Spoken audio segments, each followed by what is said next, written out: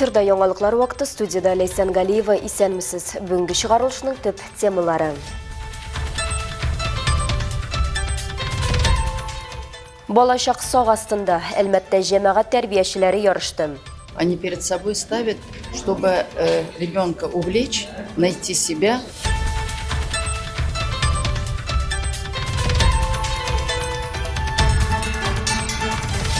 Гаилә җылысына өмет. Әлмәт фотокүргәзмәсе ятим балаларны һәм ата-аналарны берләштерәчәк. Алар үзләренең гаиләләрен табырга тели.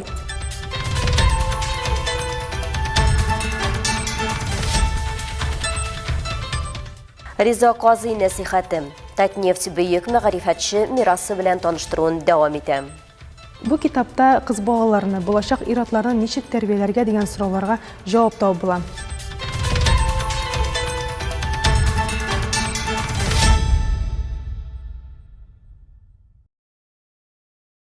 Урсала микрорайонында гомуми практика табибы һәм педиатр офисы төзелеше дәвам итә. Яңа медицина объекты балаларны да кертеп, 2700-дән артык кешегә хезмәт күрсәтәчәк. Төзелеш озак һәм актив тормыш милли проекты, сәламәтлек саклауның беренчел звеносын модернизацияләү федераль проекты кысаларында һәм Татарстан Республикасы рәисе Рөстәм Миңнеханов ярдәме белән гамәлгә ашырыла.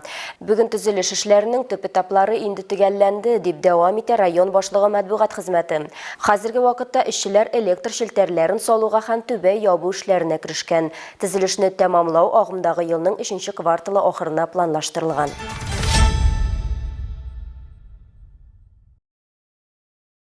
Әлмәттә ел сайын үткәрелә торган Татарстан Республикасының балигъ булмаганнарның иң яхшы җәмәгать тәрбиячесе 2025 республика бәйгесенең зона этабы узды.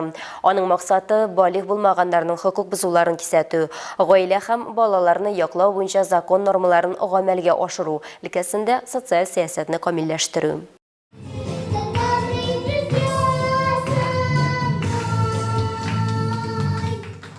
Җәмәгать тәрбиячесе булу ул үз өстенә барлык җаваплылыкларны тирән аңлап алу. Сайлаган һөнәреңне һөнәр итеп кенә түгел, яшәү асылы итеп кабул итүдә дигән сүз. Бәйгедә катнашкан Татарстанның көньяк-көнчыгышындагы 8 районыннан 9 белгеч шундый фидакарлардан.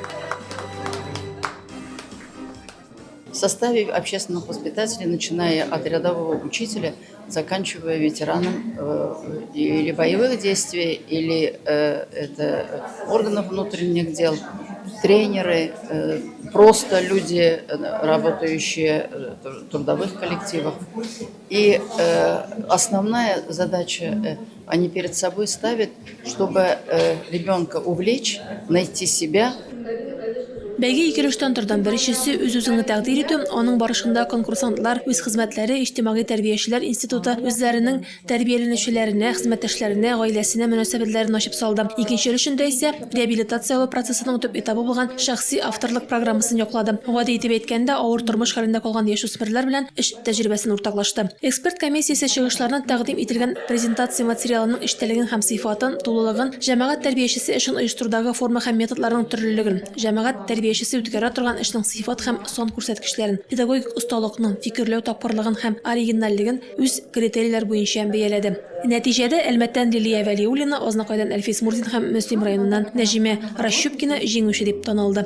Җиңүчеләр агымдагы елның октябрендә бүләкләү тантанасында катнашачак.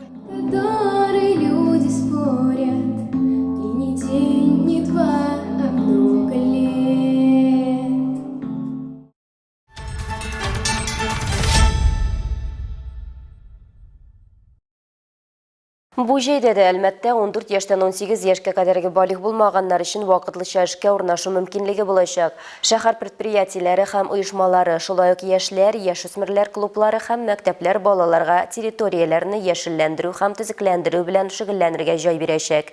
Кайбер очракта үсмерләрне предприятие эшчәнлеге белән бәйле шөгыльләргә дә җәлеп итәчәкләр. Халыкны эш белән тәэмин итү үзәге аша урнашканнарга эш бирүченең хезмәт хакыннан тыш айына 2650 сум күләмендә матди ярдәм түләнәчәк. Профилактик исәптә торучы 450 яшүсмерне эш белән тәэмин итүгә җирле бюджеттан 5 миллион сумга якын акча бүлеп бирелгән.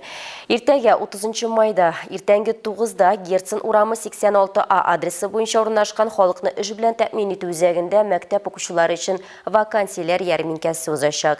Белешмәләр өчен телефон 32 32 34 94.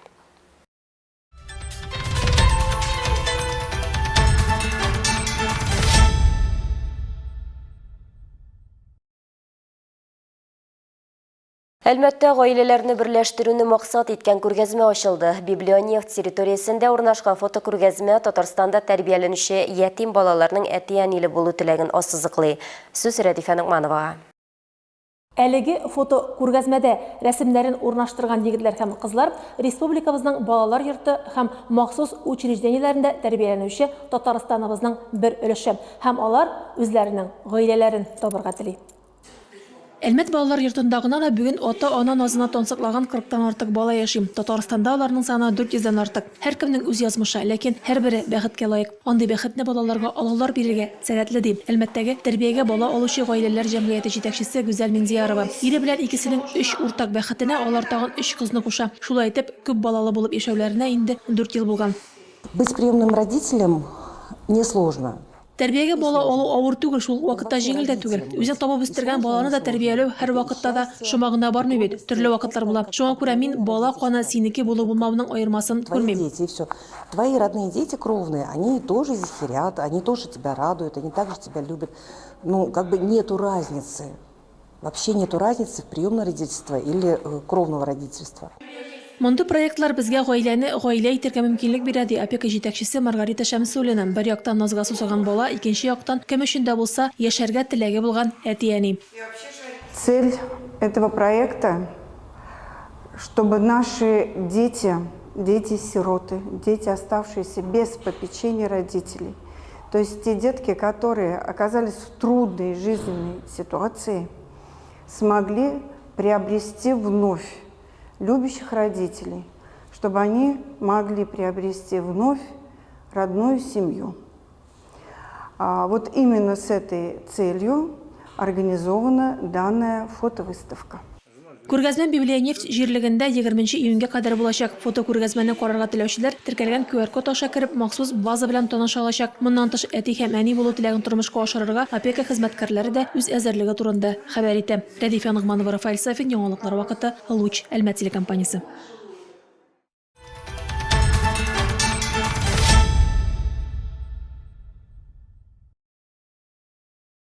Тәрбия мәсьәләсендә милләттәшләребез Риза Фәхреддин мирасына мөрәҗәгать итә ала. Киң кырлы фән һәм җәмәгать эшлеклесе булган танылган якташыбызның мирасын таратуга Татнефть саллы өлешен кертә. Компаниянең хәйрия фонды мәдәни проекты кысаларында чираттагы очрашуы Югары нефть мәктәбендә узды. Бу юлы ул нәсихәт китабына багышланды. Интеллектуаль уен барышын Алсу Әхмәтҗанова күзәтте. Риза Фәхреддин 148 китап язып калдырган, шуларның берсе нәсихәт. Бу китапта кыз балаларны, булачак ир-атларны ничек тәрбияләргә дигән сорауларга җавап табыла. Бүгенге интеллектуаль уенның да төп максаты шунда: яшьләргә бу кагыйдәләрне җиткерү.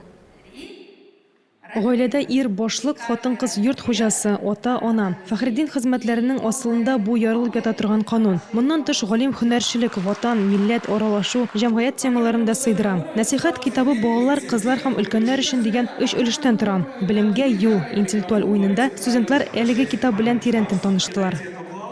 Узнал очень много интересного, нового про...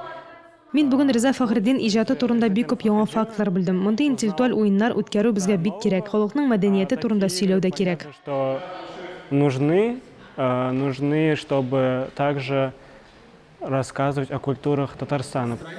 Балаларны тәрбияләүгә, укытуга, гаилә кыйммәтләрен саклауга басым ясаган Риза Фәхреддиннең бу китабы һәр гаиләнең өстәл китабы булырга тиеш, ди оештыручылар. Китаптагы язмаларның күбесе студентлар арасында интеллектуаль уенда да яңгырады.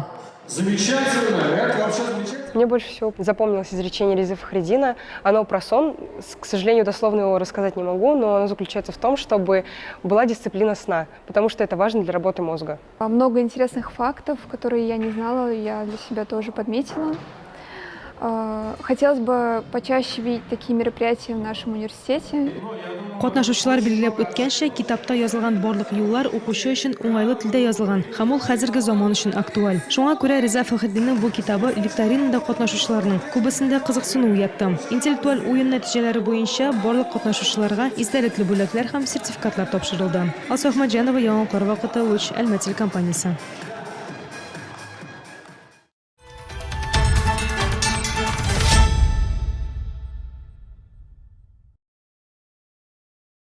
Ел күннәріне қолабызда бүтін ғойле үшін язғы спорт фестивалі өтті. Әлмәтнің бір елі бірнеше спорт майданчығында Татнефтің корпоратив спорт ярышлары узды.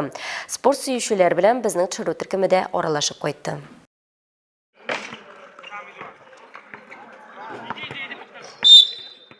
Татнефть компаниясы булган төрле төбәкләрдән барлыгы 497 катнашучы үз сәләтләрен күрсәтергә теләк белдергән. Ярышлар көнендә аларның саны тагын да арта. Соревнования подводят итог. Бүгенге чара хезмәткәрләрнең ярыш эшчәнлегенә йомгак ясый. Алар ел әйләнәсе нәкъ менә шушы ярышларга әзерләнә. Цех һәм иптәшләрчә очрашуларда алар иң яхшыларны билгели. Нәкъ менә безнең Спартакиада йомгак булып тора. Сәламәтлек Татнефть компаниясе үсешенең өстенлекле векторы. Итог именно наша Спартакиада. Здоровье – это вообще, скажем, очень приоритетно для Татнефти. Спорт фестивале бер юлы 4 спорт түрен берләштерде. Катнашучылар өчен тагын мирас спорт сәламәтләндерү үзәгендә йөзү буенча, Татнефть спорт комплексында өстәл теннисы буенча ярышлар әзерләнгән иде. Теннис һәм баскетбол яратучылар Теннис Ситида очрашты. Турнирга барлыгы 45 теннисчы килгән иде. Һәр катнашучы үзенең әзерлеген һәм яхшы нәтиҗәләр күрсәтергә омтылды. Марина Саблина Тольяттидан бу спорт төре белән Татнефть предприятиесенә эшкә урнашканнан соң шөгыльләнә башлый. Төрле ярышларда актив катнаша. Көндәшләр булсак та, теннисчылар белән ярышлардан соң да теләп аралашабыз ди. Мы уже знаем все друг друга в основном, уже даже дружим, мы уже переписываемся, так как живем в разных городах. Ну и, соответственно, очень интересно с каждым годом смотреть, как мы растем, как мы развиваемся в этом виде спорта. Очень интересно. Хезмәттәшләр белән вакыт үткәрүнең идеаль ысулы ул стритбол уйнау. Баскетболның урам төрен яратучылар шулай ди. Уеннан ләззәт алырга һәм җиңүче исемен яуларга 3 хатын-кыз һәм 13 ир-ат командасы килә. Әлеге спорт төре баскетболдан уенчылар саны белән аерыла. Биредә алар бер командада бары 3. Күзгә ташлана торган икенче үзенчәлек ул уен мәйданы. Анда нибары бер боҗра бар һәм аның озынлыгы стандарт баскетболның яртысы. Стритболда бөтен уен 10 минутлык бер периодка сузыла. Әгәр командаларның берсе 21 очко җыйса, матч вакытыннан алда тәмамлана.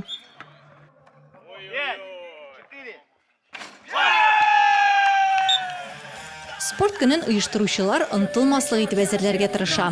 Балалар һәм өлкәннәргә күңел ачу программасы, иң активлар өчен төрле уеннар карала. Шулай ук кунакларга Брайтон кавер төркеме яхшы музыка бүләк итә.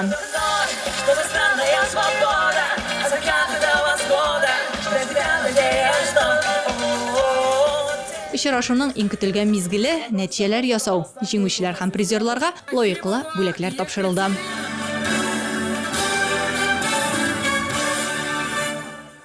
Турнир замечательный. У меня столько эмоций, такие восторги. Ну а когда осталось? Когда-то занималась плаванием. Первое место. Фадеев Владимир.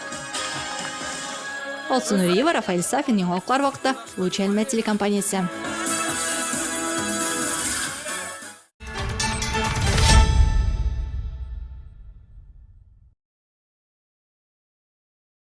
Татнефть профсоюз өлкән буын турында кайгыртуның эшчәнлегенең мөһим өлеше булуын тагын бер кат исбатлады. Бу елы ул пенсионерлар Татнефть профсоюзы ветераннары ел сайын үткәрелә торган бильярд турнирына җыйды.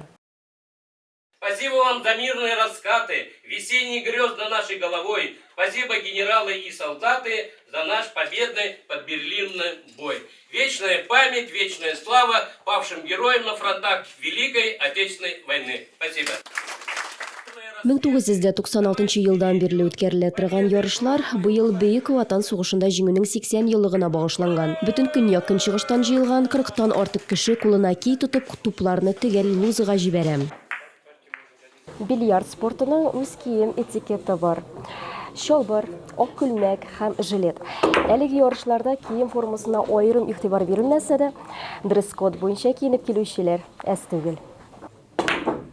Алар рәтендә түбән мактамадан Раиф әфәнде 27 ел дәвамында Әлмәт нефть оешмасында оператор булып эшләп лаеклы ялга чыккач ул бильярд уены белән мавыга башлый.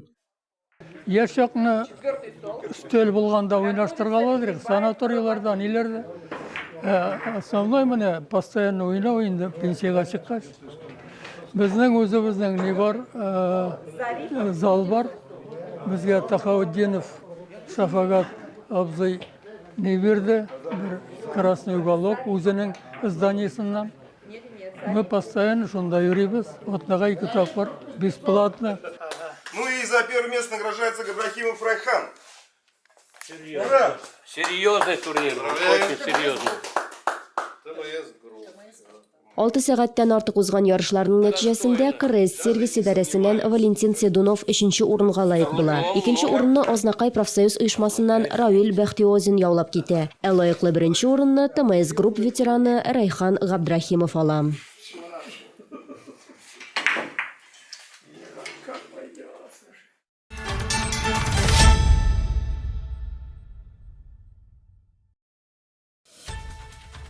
Хөрмәтле тамашачыларыбыз, яңалыклар чыгарылышының туры трансляциясын сез ВКонтакте социаль челтәренә кереп булучы әлмәтер кемендә сәгать кичке 7-дә карый аласыз. Безнең иң кызыклы сюжетларыбызда рәсми аккаунтларыбызда урнаштырыла. Моннан тыш сез үзегездә яңалыклар, актуаль вакыйгалар һәм проблемалар белән уртаклаша аласыз. Моның өчен экраннарыгыздагы сылтама буенча күчәргә мөмкин. Төбәгебез өчен сыйфатлы һәм мөһим яңалыкларны бергә булдырыйк. Бүгінгі шулар иде, мин Ләйсән Галиева һәм монтаж операторы Динара Гайнетдинова сезнең белән сау булашабыз. Исән сау булыгыз.